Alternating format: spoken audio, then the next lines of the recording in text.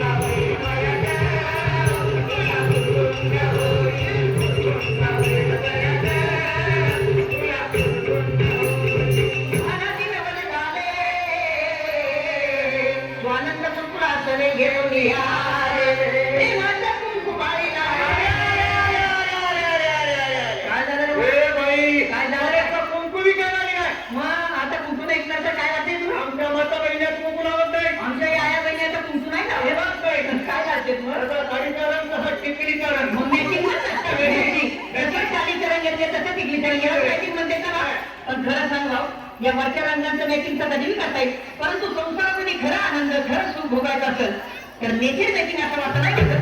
Nature making असेल तर या वरच्या रंगांना महत्व आहे. मी म्हणत नाही आहे माझा कुंकू लावून तुझं टिकली लावू नको, परंतु टिकलीच्या रूपाला सौभाग्याचं दान किती टिकलीमध्ये प्रीतमचं भाव ठेवली नाही. अरे भाऊ, सकाळी उठलं, बाथरूम मध्ये गेलं, बाथरूमची भिंत सौभाग्यवती भाऊ, बाहेर आलं, आरच्या पुढे बसलं, आरचा सौभाग्यवती भाऊ. मी म्हणत नाही आहे माझं कुंकूला, परंतु कुंकू लावण्याच्या पाठीमागे काहीतरी शास्त्रीय कारण.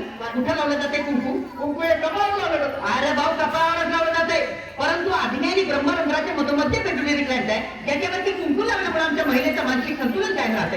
कारण महिलेचा मेंदू अतिशय संवेदनाक्षम असते आणि महिला मेंदूच्या संवेदना कायम राखण्याचं रडाचं काम ते कुंकू करते. म्हणून म्हणता येईल कपाळावर कुंकूला, कारण कुंकू हे चिंचोका आणि हळदीपासून बनलेलं असतंय.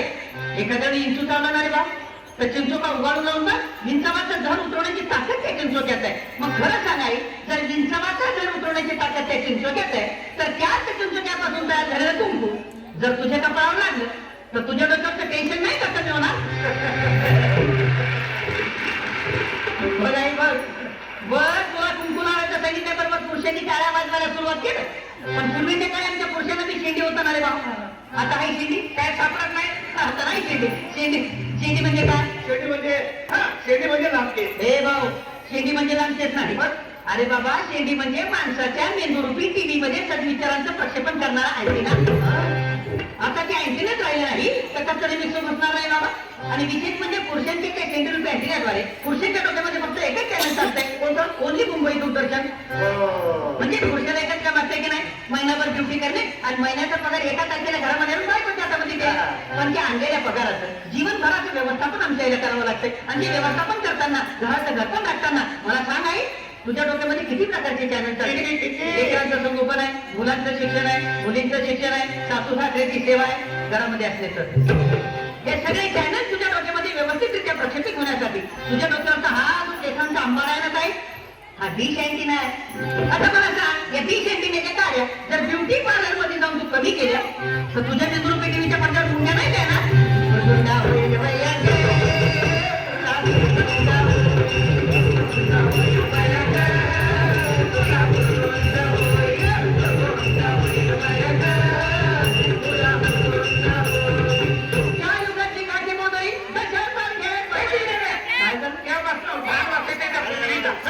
या पोतळीचा वास येतोय अरे भाऊ ही पोतळी नाही अरे ही पृथ्वी आहे हे रंगीत रंगीत तुकडे आहेत नाही अनेक प्रकारचे देश आहेत पण ही पृथ्वी आहे मला ते सोडू नको समजू हे तुम्ही आम्ही जे आहे आजकालचं मानव ते मी आहे आणि तुमच्या प्रत्येकाच्या घरामध्ये ज्या लेकरांनी जन्म घेतला ते उद्याचं भविष्य देह आहे अरे बाबा माणसाला सुरक्षित ठेवण्यासाठी पृथ्वीवर पूर्वीचे काही डोंगर होते नद्या होत्या पशु होते पक्षी होते प्राणी होते पण माणसानं स्वतःच्या सुखासाठी या पृथ्वीला सगळं बर्बाद करून टाकले ती बर्बादी म्हणजेच माणसाची बर्बादी आहे म्हणून तुला सांगतोय आज तुझे काय कमवतं ना हे याच्यासाठीच नाही बाबा याला चांगलं राहायला घर मिळावं याला चांगलं सुख मिळावं त्याच्यासाठीच ना पण उद्या मला सांग तुझ्या स्वतःच्या आतताईपणामुळे जर या लेकराला उद्या शुद्ध हवा नाही मिळाली शुद्ध पाणी नाही मिळालं श्वास घ्यायला एक सुद्धा हवेचा कण नाही मिळाला मला सांग मार्च्यामध्ये तुला काय देणार म्हणून सांगते मी तुला जर सुरक्षित राहायचं असेल तर पर्यावरणाचं रक्षण करण्यासाठी एक तरी झाड लाव ऐशाचे गुण सांगितलं एकाच्या नादाने आनंद झाला